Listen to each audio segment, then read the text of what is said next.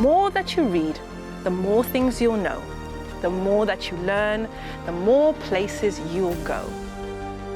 In the Quran, Allah subhanahu wa ta'ala commands us to read. Reading has the power to open our eyes, open our hearts, and truly transform us.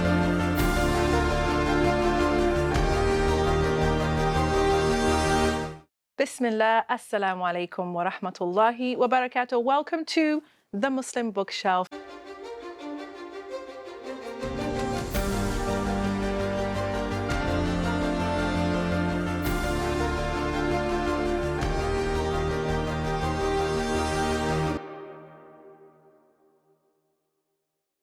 I'm your host, Naima B. Robert, and I am an avid reader just like you. And today, we're going to take you back in time. We're going to take you on a journey across continents, across generations, across families, the types of stories that are happening every day in our community that are going undocumented. My guest today is none other than Samina Uddin, who is the author of this beautiful memoir, Delhi Nights to London Lights, a daughter's loving memoir to her father. So I always wanted to be an author, always wanted to be a writer from a young age. When I was 16, I started working for local newspapers in my spare time, and I got articles printed, and once I saw my name in print, I got the bug. As I said, I always wanted to write, and having children, etc., there just didn't seem time. And then I read Naima B. Roberts' book back in 2009, and soon after that my dad passed away, and I used to write things but I could never complete them. Now I know in hindsight I didn't have the tools. So when I did Naima's courses, I was actually able to fulfill my dream of writing because I knew how to write, because she teaches you, step by step. So because of that, I did a course with Naima. It took me 3 years to write Delhi Nights to London Lights, and the rest is history. I've also written some children's books, which I'm hoping to publish, and I'm currently drafting the sequel to Delhi Nights to London Lights, and the current one is a daughter's loving memoir to her father, and the sequel will be a niece's loving memoir to her uncle, and still using the Partition of India and the birth of Pakistan as a backdrop. So in terms of colonisation, it's very apt, particularly at the moment, and we need to learn our history, and for someone of South Asian heritage, it's very important that I get that message out there. I have become more of an expert, I feel, as I did so much research about the Partition of India, and it's only 1.5 chapters of the actual book. My first love was not a boy, it was Liverpool Football Club. When I was about 11, I want to say 10 or 11, I do actually go to matches. I try and go once a season. We're a family of Liverpool fans. I love being in the Kop. I really enjoy matches. I do follow, as I say, I've been following them since I was 11. I also love cricket. I haven't been to many cricket matches recently, but used to go very regularly. I play cricket. Not only did I play cricket at university, I set up the first women's cricket club on my campus, and I'm currently playing in an over 55s group. It's walking cricket, but you do sneak in a run or two. I love reading. You can't be a writer without reading. Swimming, going to the gym, those kind of things. I do enjoy all those. I like learning new things, learning languages. In COVID, I was using an app to learn Arabic and Spanish, so I would like to build on that. And arts and crafts as well, so I'm quite busy. I think libraries have been really important to me. My first proper job at 16 was as a Saturday assistant in a library, I've recently moved to Yorkshire and the library's actually been a godsend for me. So I would say libraries, librarians, they've really helped me. Don't let anyone say that you can't do it, and then just do it. Get as much practice as you can. Be a reader. Read. I used to read a lot. I still read, but I was a voracious reader. And I would just say you've got to be a reader if you want to be a writer. Do a diary or a journal. Start small and be consistent. So I'm talking to myself as well. For my next project, I need consistency, and I will do that. But everyone gets some kind of imposter syndrome. So just put that to one side. You can do it. It's your time and you will do it. I'm currently working on the sequel to Delhi Nights to London Lights, which is a daughter's loving memoir to her father. I'm working on a niece's loving memoir to her uncle. So I'm using the Partition of India and the birth of Pakistan again, not just as a backdrop this time, but because I've done so much research, I just didn't want to lose that information and that knowledge that I have, because I think it's just so important for us to learn about the genocide that took place in 1947, and we need to educate ourselves in terms of colonisation and so forth, which is very key, especially at the moment. Assalamu alaikum, sis. Alaikum assalam wa rahmatullahi wa barakatuh. Wonderful to have you here with us, mashallah. Thank you for having me. It must feel so amazing to have this book in your hand. Who is it about? So it's about my father. It was only supposed to be for friends and family. I was probably going to print about 50, if that.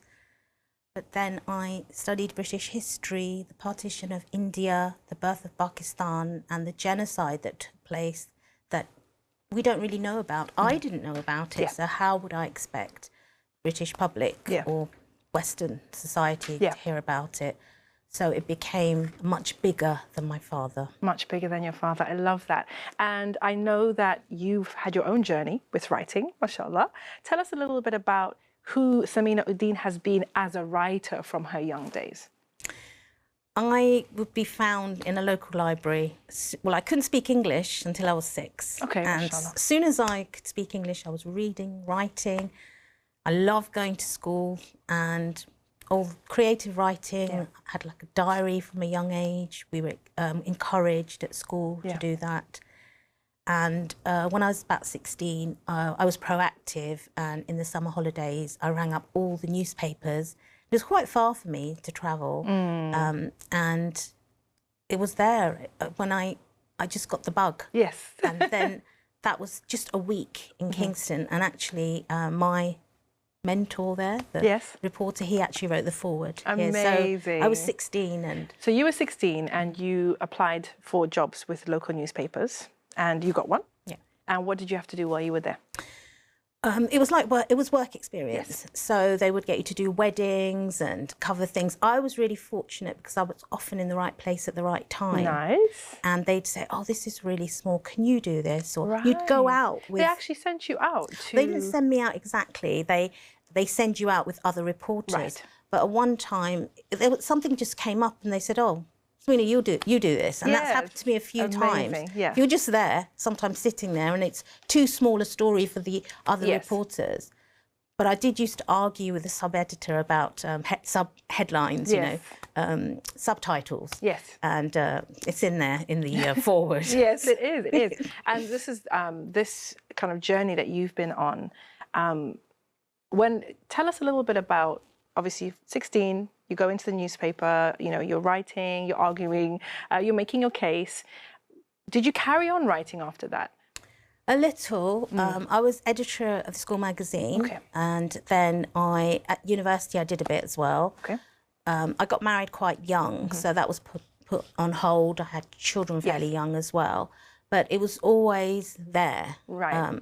It may have been latent, but it wasn't even on the back burner. It wasn't even burning. It was just there. It was under the sink. Under the sink. Right. Another Naima metaphor. Yeah. It's just under the sink. Just, you knew it was there, but you don't see it, and it's not, you know, in front of you. So we have children. We do the family. And so when did you start coming back into writing then? About 2011, I wanted to actually write a bit about my grandmother B, who's in here, Yes, she is, because I yeah. knew that she did this. You know, she sewed notes, rupee notes in her coat. She took the lining out. How did you know that story? Just actually, one of my cousins. I'm pretty much the eldest. I'm the second eldest.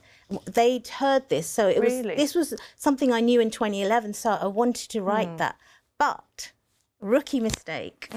I would write and then I would go back and edit. Right. I would go, and then I was just going around in circles. I thought, I can't do loop. this. Yeah, I can't do this. So at that time, were you thinking of a memoir or just a short story? What was it about this incident or this experience with, and we're going to go into the rupee notes and the sewing in, because that's actually part of a much bigger story, isn't it? But what was your intention with that? Was it a short story? Was it a memoir, a novel? It was just to write something about my family, because that, you know, it was just that thought, and it was to describe my grandmother as she was, a very young, glamorous woman looking in the mirror and that kind of thing. Reimagining her story. Yes. I love that. I love that. So that actually brings me to my next question, which is, in terms of stories and history within your own family, was there a lot of storytelling when you were growing up? Did you know much about your parents and uncles and aunts and grandparents, or was it just like they are who they are right now? No, I knew a bit, but not much. You know, you'd hear like my grandmother B, she did actually spend a lot of time. She lived with us when she was a jet setter. So when she wasn't in Pakistan or India, she was in London. Her main residence there was my father's house. Okay. So I did hear stories from her. And so she was a storyteller? She was, but they were like fairy stories, you know. Yeah, they weren't, you know, what we did and what happened. But no one talked about the partition of India. No one talked about partition. Now this is the interesting part, and I'm asking these questions because I know that majority of the viewers, I'm sure, have family members, parents, aunts, uncles, grandparents, etc., who have been through some kind of upheaval, whether it's a personal upheaval, a historical upheaval, as in your case, or cultural change. I mean, we've seen so much cultural change in the past 2-3 generations, right? And if you're watching this from the UK, you know that many of the people watching this have come from elsewhere and lived a completely different life elsewhere and were completely different people somewhere else. And a lot of the time we don't talk about it, like you say, and those stories are actually untold. And many elders will die without ever having told their story. And I know that you came to write this memoir and you uncovered a lot of those stories, didn't you? So first, before we get into the stories you uncovered, why did you decide to write a memoir for your father? It was for his grandchildren and his great-grandchildren, and for future generations that didn't know him and didn't have the privilege to know him. So it was for that. And as I said before, it's for family and friends. Yes, yeah. But sorry, Samina, that's actually such a beautiful intention, mashallah, and something that I think very, very few of us do think about, which is that for our parents, obviously we grew up with them, we know them well, you know, some more than others, but the likelihood of our children knowing them and understanding them as fully as we did or do is quite low. And many of us don't think that our parents, they haven't told us their story. We haven't managed to capture those. So I think that you've done something really important. And I wish more people thought that way and more people did that, because that's one of the things that we don't see within the Muslim book world. There's a lot of memoirs, a lot of narrative, a lot of putting down for history's sake, this is where we were, this is what we did, this is who we were. So your initial idea was for the grandchildren, which is already amazing, right? MashaAllah. So you embarked on this journey for the sake of the family. How did you go about the research process? And I'm asking you this because, just for those who don't know, could you please just tell our viewers, what is a memoir, and is a memoir an autobiography? Are they the same thing? What are we talking about here? No, an autobiography a memoir is a slice of life. So I don't say, and then they went to India, and then they did this, then they did that, and then they had beans on toast or whatever, you know? So it's a slice of life, whereas an autobiography is the whole life. Right, You know, it's the from whole, it's a life childhood. story, Yeah, isn't it? yeah, It's a from life childhood story. all the way. And it's usually someone famous. We had this True. discussion when I wrote, Yeah. when I was on your release program. Well, this is the thing again, and I'm hoping that this will kind of maybe expand some viewers' minds, because for sure, when people hear of a biography, you know, if we say, oh, you know, would you write your grandmother's biography? They'll probably say, my grandmother's not anything special. Like, we love her and everything, but she's not famous. You know, she's not a celebrity. She's not anything kind of note. Why would she have a biography? And so the idea of a memoir is memoir. It's memory, right? It's literally putting down memories. And it can be on any theme. It could be any slice of life. It could be literally one chapter of your life. It could be 10 chapters of your life. So you decided memoir, and this was for your dad, for the family. How did you embark on the research process? Because again, I asked this question already, when you're writing your own memoir, everything's up here. Yeah. But you were writing for your father, and he had already passed away. So how did you start the research process? Oh God, it was tough. I can imagine. Yes. I did a lot of interviews, and I didn't actually know how to interview, because everyone's going to say, as you and Hen said, oh yes, your father was great. You know, he was a wonderful man. Yes. Yes. And, you know, what foibles, what weaknesses did he have? So people they're reluctant to say that. But then I had these questions, these open-ended questions, you know, how did you feel? And what can you remember? Is there anything in particular that, you know, made you laugh, or did he upset you? It's those questions, isn't it? It's the zooming in. It's the specific memories. Because when you ask people usually like, oh, how do you remember my dad? Or what was your experience of my mum? They are going to give you very general reflections, aren't they? They're going to say, well, she was wonderful, or her house was always open, or something like that. But we, with the readers and the authors, we need them to zoom in to specific situations, specific memories, a particular conversation that they had. So how did you manage to kind of prize it out of the family? Well, my secret weapon, my mother. Mashallah. She is brilliant. Lovely. She's got a really, really good memory. Mashallah. Excellent memory. Allah preserve her memory. Ameen. And keep her in good health. Ameen. So she told me stuff that I didn't know. Okay. And then she would give me hints, not hints, like things that she didn't know, she was able to mention. So, you point know, you in the direction. Yes, point me in that direction. Oh, I remember that. Him and Uncle Jahangir did exactly. Okay. And I have pretty good memory as well, because some of this is from me, from my memory. Of course.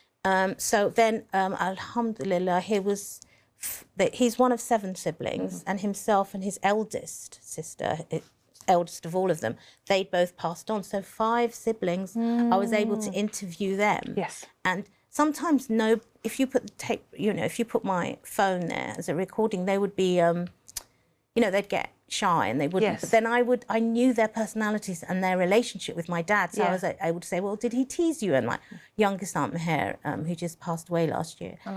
No, this year, in February. And she would say, she just went off on one. All of a sudden, just it popped her open. So I knew these stories. My mum had told me, but to get it from the source, I said, did he tease you? And she goes, did he tease me? And Let me tell you about him teasing me. Yeah, and then she just... And I have those recordings, and they're precious as well. They are. They absolutely are. So you gathered your own memories and the memories of the family. Was that all you needed? No, so I also, his best friend, Zia Khan, I interviewed him, and I learnt stuff that I didn't know about. And his brothers, one who's an introvert, who was an introvert, he just kept talking. It's like they wanted to talk. Wow. So, and his friends, I spoke to them. There's people weaved in here anonymously. Just makes sense to do it that way. And there's things that I have done very diplomatically, you know, because it's family. I don't want to upset anyone. I never, that was not my intention. And it's just, the partition became a character of its own. Now that's interesting, right? Because obviously you knew that a part of your father's story was partition, but at the beginning it was like, well, it's background, right? What made you decide to actually start reading into and reading up on the partition and including it in the story? So my mum talked, I knew I was going to mention it, but it was going to be maybe a couple of paragraphs. Wow. Not anything at all, because... and then when I started, I'm a speed reader. I can speed read as well. So when I started reading, my daughter actually got me a book, The Great Partition by Dr. Yasmin Khan. She just ordered it for me. And then when I started reading that, and that's a heavy academic book. Right. And then I went on YouTube. I went on Dan Snow's History Hits. And there were so many things about What partition. drew you in like that? It's history. I love history. And it helped me understand my own identity. You know, why are we here? Why are we in the UK? And I'm able to now say we have every right to be here because we are part of British history. It was the British Empire, not Britain, that won both world wars. So that's in there. Yes, that's I remember that part. Yes, right. And so from what the book basically is, you know, stories about your father, part of his journey, and you know, sort of chronicling his journey from, you know, the early days in India, and then they left India, didn't they? When there was the partition, and they went up to what became Pakistan. And there's some wonderful stories about him driving from England to Pakistan. So with his eldest brother Nasir, they had a business. They had a few businesses, and it was they would buy new cars, and then they would drive across Europe, and then they would go to Pakistan. And now you cannot do those. You cannot do those journeys now. How could you? I'm just when I was reading it, I was thinking, the car must have been a banger by the time it got to Pakistan. No, they stopped in different places. Wow. They looked after the car. You got wonderful stories in there of these journeys that they were taking, because there were several, weren't there? And then stopping along the way, and there weren't several. There were loads. Visiting all these different countries. And I think that your father was an anomaly for that, wasn't he? Was it in his town or in his community? Because he was like a jet setter. He was. They're all very glamorous. Oh, really? Are they? They Tell were. us about your family then. Tell us more. Give us some more tidbits from the book. So no one actually... I know about your mum. She was a beauty of the age and everybody had a crush on her. Tell us more about the family. So the family, my dad's family, no one travelled in those years, in the 50s, the 40s, 50s. No one. People didn't go on aeroplanes. No. And they were going on aeroplanes. They were very glamorous. They had a place in London. They had a place in Karachi. They had a place in London before No, when they moved here in the 50s, they had a place. Because there's a whole chapter on there called No Blacks, No Dogs, No Irish. And they couldn't get accommodation of course. because of that. And I actually interviewed some of my Irish friends as well, just to get that background. And my black friends, my black Caribbean friends, you know, how, because I always link it to things like St. Patrick's Day and Windrush Day. I bring that in, that chapter in particular, I do. But they were just glamorous. They used to dress up beautifully. They had these suits. They wouldn't go anywhere without these, you know, dandies, these very debonair suits, and the women with their jewellery and their beautiful clothes. So I don't understand. Now I'm confused because I'm you know, reading this book and I'm seeing this journey that they've come on. From what you say in the book, they weren't an educated family. Did I miss something? Because he was making good money because he was doing the cars. But when he came to the UK, and you know, he got married to your mum, and there's a wonderful part in the book. I was really laughing when I read this, where she was so tired of being courted and getting proposals that she said she was not going to, like, she was only marry someone that she had not met. Is that what she said? Pretty much. Yeah, she didn't want to go out with them or. You know, she didn't really want to get to know them, but you know, she said that. She said, "I'm not going to get to know him. Like, I'm not interested in that." And then your mum had the chapal, and she was like standing over your dad. Not your mum, sorry, your grandmother, your paternal grandmother. She made the match. Yeah, she did. She really liked my mum because although they weren't related, there was a lot of. The families were fairly close, like my grandmother knew her aunt and that kind of thing. So my grandmother B, she knew my mum, she'd known her. But my dad always says, oh, it's a forced marriage, because she would stand there and say yes, say yes. That is a forced marriage. But it turned out well in the end. So I guess they came to the UK. And obviously they came at a time when things were tough. So when did things become easy enough for them to be these glamorous people? Oh, they were already glamorous before they got here. Oh, okay, well, so they just brought it with them. Fair enough, mashallah. So, interviewing family. Was that tough at any points? Yeah, I had to leave some things out, and there's some things that I don't even know about. Like my mum would say, "No, that's a secret." So Okay, yeah, that's fine. I said, "Yeah." So it's not an expose? Oh gosh, no, not at all. And you know, some things I did run by family members saying, and they said, "No, no, no, leave that bit." But what I did was I kept it for them.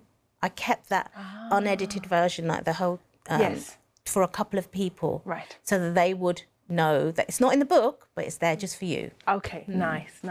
And did you find that the family was by and large supportive, or did you have resistance with the idea of writing a book about your family? Because I'm sure there are people who are like, oh God, my family would die if I tried to write a book about anyone in our family. How was your family's response? They were really supportive. Mashallah. But I did get one message saying, hope it's not controversial. And I said, no, I'm not gonna, it's not like a Mommy Dearest book. Every family could write a controversial version of their history and a clean version of their history. Why would I do that? And I'm not famous. Why would I, you know, so what if somebody you know, did whatever they did? Yeah, it wasn't my intention at all. Yeah. It was for my father, a legacy. Yeah. But then, as I said, it just became this huge thing. Like, you know, people who don't know my father, never met him, hardly know me. Yes. As you know, I'm always flogging the book. They've read it, they've written reviews, they've given me good feedback, said when you're writing the next one. You've had a good response. And a good supportive family. Fantastic. I love that. I love that. And I'm hoping that this is the dawning of a new age for Muslim memoirs, because like I said, there's not many of them at all, especially about non-famous people, very, very few. Would you like to read a little portion of the book for us? Okay. Time is running out for me, for this memoir, for those who knew and loved my father. Time threw a gauntlet at me. Was I up to this challenge? People who knew my father are well into their twilight years. Some are a little forgetful, and some go on tangents that have given me ideas for further projects. Even in his lifetime, when people would learn that I was Mukhtar's daughter, their faces would light up. They would give me their voices just would change. You know, they would become positive. More positive, and it was just amazing to see. And that was when he was alive. Yeah. So I remember I was in Pakistan, and my sister and we went to the bank. And when they found out who our father was, they stood up. They gave us an extra level of respect and service. They gave us very good service. So my relationship with my dad is what led me to write this memoir. So daughters were always and have been and are and will be revered in our family, and my dad gave me he gave me the confidence and self-esteem to be the best version of myself, and I had this amazing confidence because of that.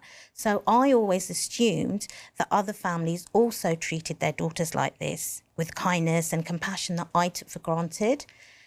But it turns out my circumstances were uniquely blessed. So I've already mentioned that it was for the grandchildren, the great-grandchildren. So with my mother's help, I decided to use the Partition of India and the birth of Pakistan as a starting point. However, this almost took me away from the memoir. My heart broke. I stopped writing because of all the horrible things that happened that partition brought with it. I took a step back. I reassessed. I remembered my why, my father. MashaAllah. May Allah have mercy on him as well. Ameen. So this book has grown beyond the initial intention, which was family, really, and friends. What has the reception been like? It's been really good. So I've got, I think, about 30 reviews on Amazon. Amazing. I'm hoping for that magic 50, because then the algorithm makes it go up. Wonderful. And they've all been positive, really good. There's people that I've just met in passing that bought it. Some who hardly know me, and I'm a good networker.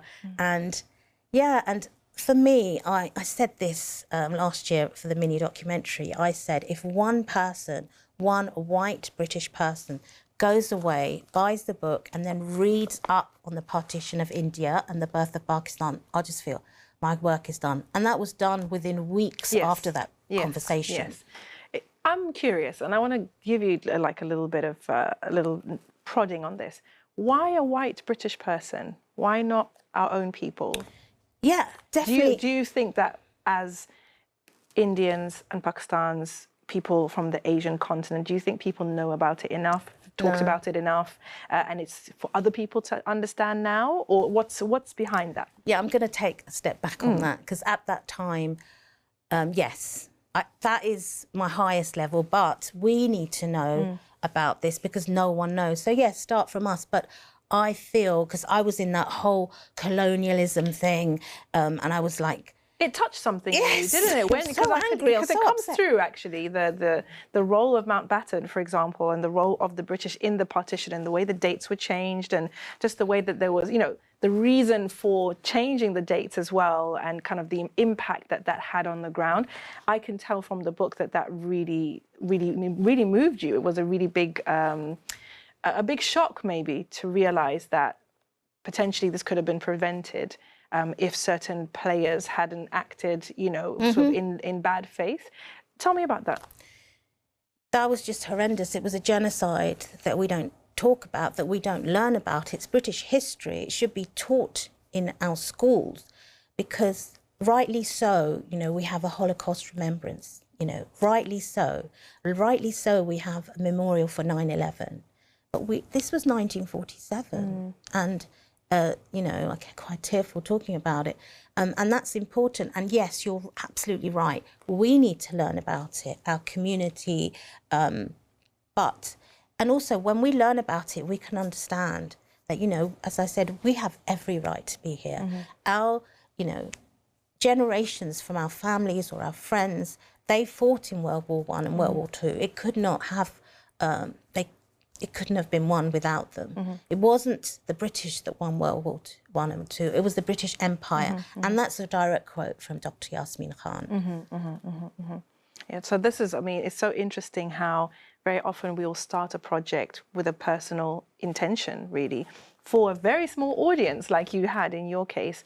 But that book opens us up to a whole new world of knowledge, of wisdom, of experience, of history, right? Of heritage that we would never have known. Potentially, if you hadn't decided to write this book, there wouldn't have been necessarily an impetus for you to kind of go in and actually look at the, you know, what happened during partition and your own family's experience with it and the unspoken parts of it. So I think it's really amazing that this has been transformative for you first and foremost, but then of course, for everybody who reads the book and everybody who comes into contact with you, this is, again, a transformational book for them as well. So something can start as simple as, you know, a tribute to my father, for my family, for his grandchildren, and turn into something that literally transforms your life. So what did you get up to with this book? Because I know that you did some rather exciting things when you were promoting this book. What would you say your own personal milestones were once this book was out? Well, I wasn't on social media before. Well, I was on LinkedIn. That was just to get a job. But that became... It's a very good reason to have LinkedIn.